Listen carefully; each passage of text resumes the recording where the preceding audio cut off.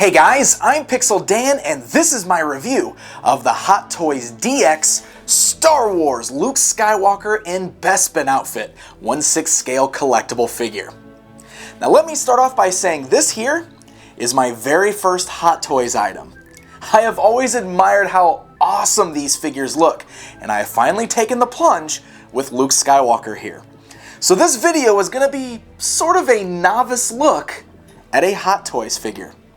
So without further ado, let's check out Luke Skywalker. So let's start off with a look at the packaging. Luke comes in a very large box featuring a dark black color scheme. It's not just a solid black, as a closer look reveals imagery of Cloud City. Within the Star Wars logo emblazoned across the center of the box are images from Empire Strikes Back. The overall box is very nicely made, too. It's very solid, not the usual flimsy cardboard most items come in. This box pretty much lets you know up front that the item housed inside is pretty special. This is revealed more and more as you begin to open it up.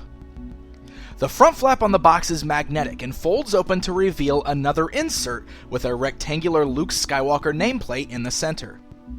This nameplate itself can be removed and folded open to give you a brief description of the character inside.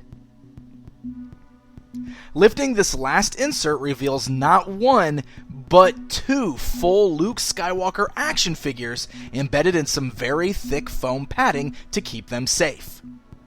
Also nestled in the foam are all of Luke's accessories, and underneath are the display stands.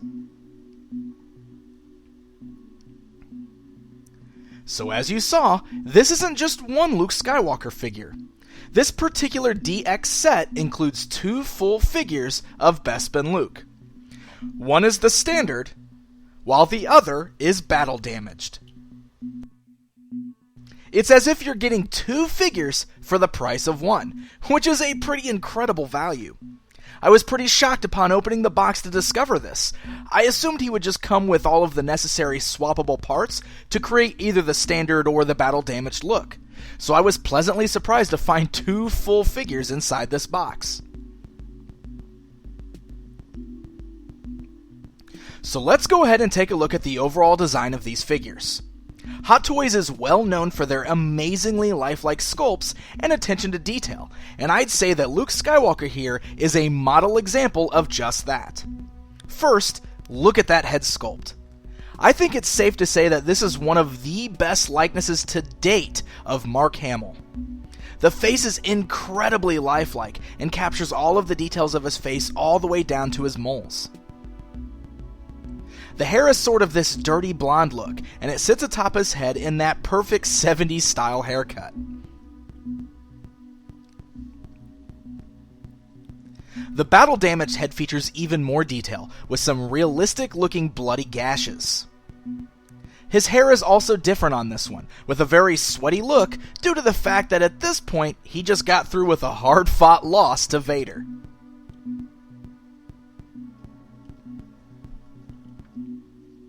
Luke's Bespin attire is wonderfully captured as well. I'm sort of in awe at the craftsmanship on the outfit itself. Just look at all the intricacies of the stitching and the details of the pockets. I also like that the costume fits him like an actual piece of clothing would fit on a person.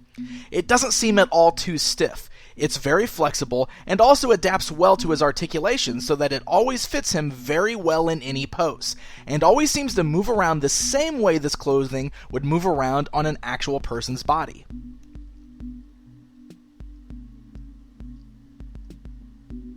He's also sporting a very nicely detailed leather belt that is full of little pouches. Now the pouches are very nicely detailed, but they're unable to open up. They're mostly just for show. But there are some great features on his belt that work well for his accessories that we'll get into in just a bit. The battle-damaged Luke figure features the same great costume, but with even more detailing. Since this is the version that has been through a lengthy battle with the Dark Lord of the Sith, you'll notice lots of little tears and rips throughout. There are holes in his knees, there are a lot of weathering and tearing spots along his shoulders, and there's even slices in the arms with some bloodstains on them.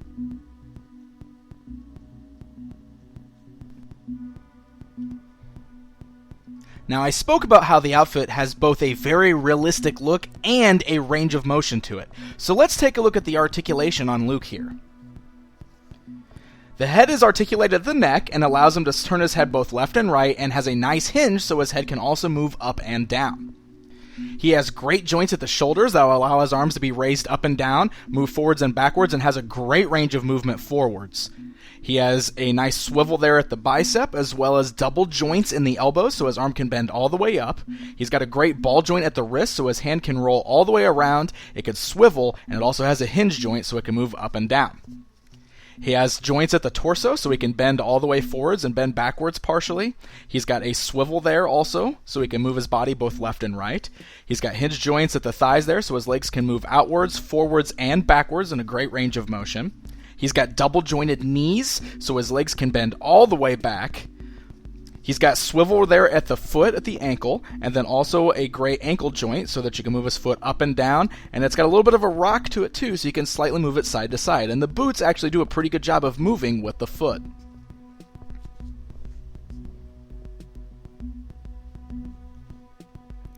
All of the articulation is nice and fluid, and all of the joints are good and tight. But here's something else pretty amazing. Luke features articulated eyes. You can remove the hairpiece on both heads. They're just attached by a magnet. Inside there is a small joystick. Moving that around will move the eyes around in a very realistic fashion. It sort of reminds me of those animatronics at the Disney parks.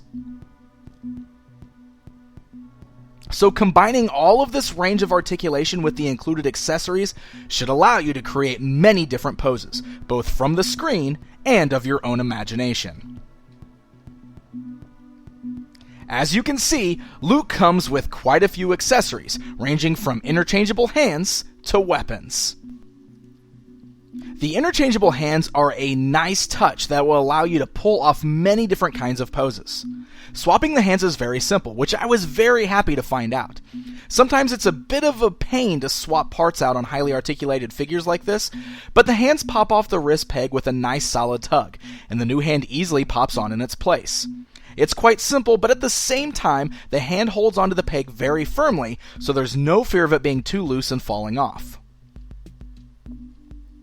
Among the interchangeable hands, you can give Luke closed fists, open, more relaxed hands, gripping hands for the lightsaber, a trigger hand for the blaster, and even a nice wide open hand for poses using the Force.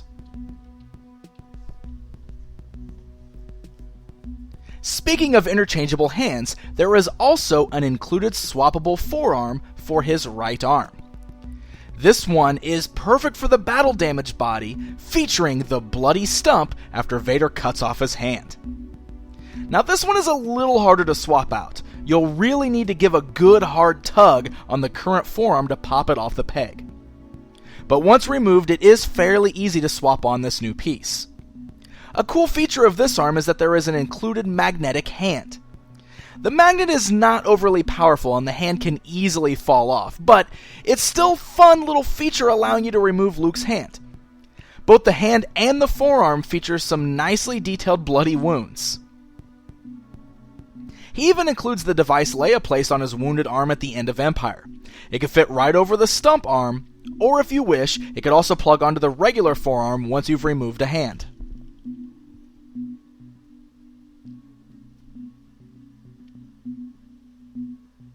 Now that we've seen how to disarm Luke, let's give him a way to defend himself.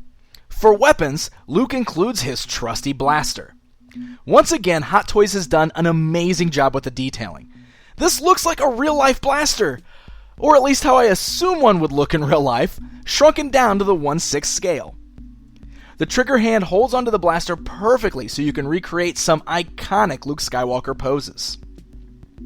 The blaster also fits perfectly in the holster at his side. A feature that I really like on this is the little strap that fastens over the blaster via a magnet. That works so much better than trying to snap on a tiny little button. Another great thing is that you get 2 of these blasters, so there's one for each of your included Luke figures.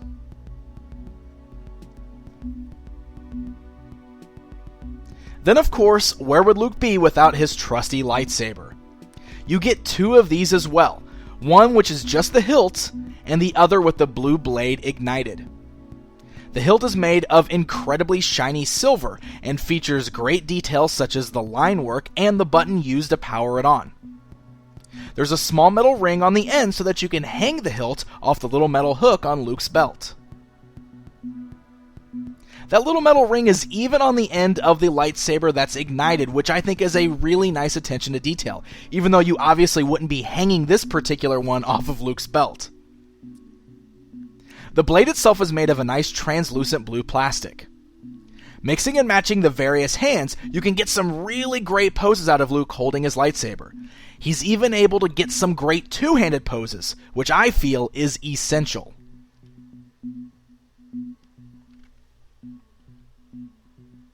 With all of the included weapons, hands, and even the different costumes, there are so many different display options you can come up with. In fact, you can even take it a step further. The heads also have the ability to pop off. So if you want to swap the normal Luke head onto the battle damaged body, you can do just that. And this is something that I really ended up liking quite a bit.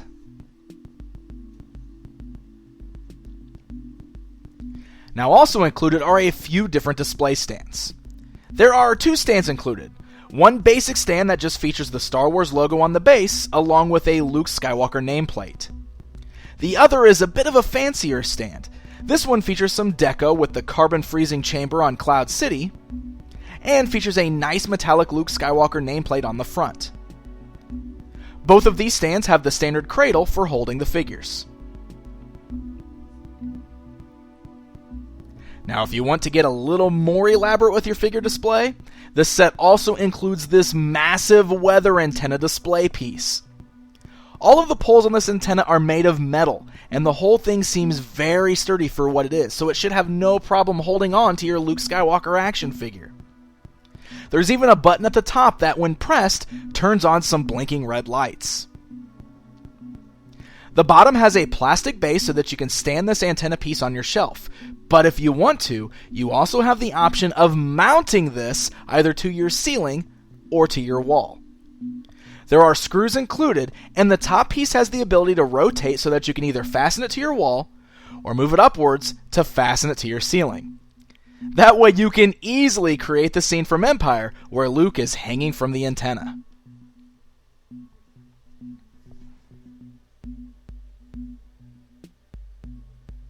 Alright guys, it's comparison time. I thought it would be fun to show this Hot Toys Luke alongside some of the other 12-inch Luke action figures from the past. So here he is alongside Hasbro's 12-inch Hoth Luke from the 90s. Talk about a massive difference in details. It's pretty wild seeing these old 12-inch figures alongside the Hot Toys version.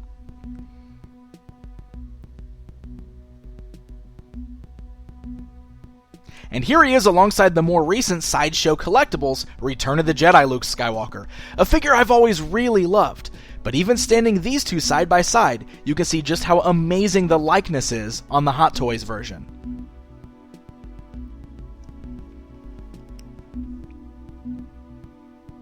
So there you go guys, a look at the Hot Toys DX-07 Star Wars Luke Skywalker in Bespin attire.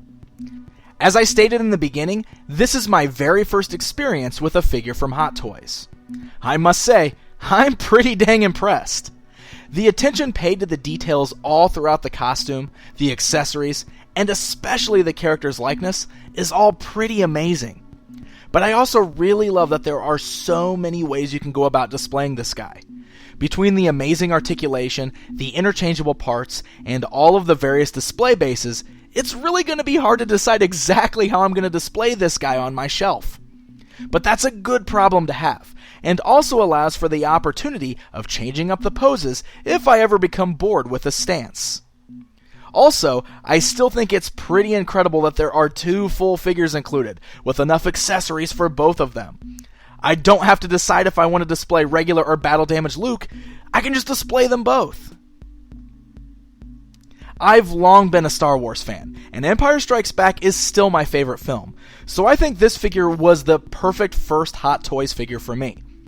If you're a Star Wars fan and have ever thought about taking the plunge and picking this figure up, you definitely have my recommendation to do so. Until next time.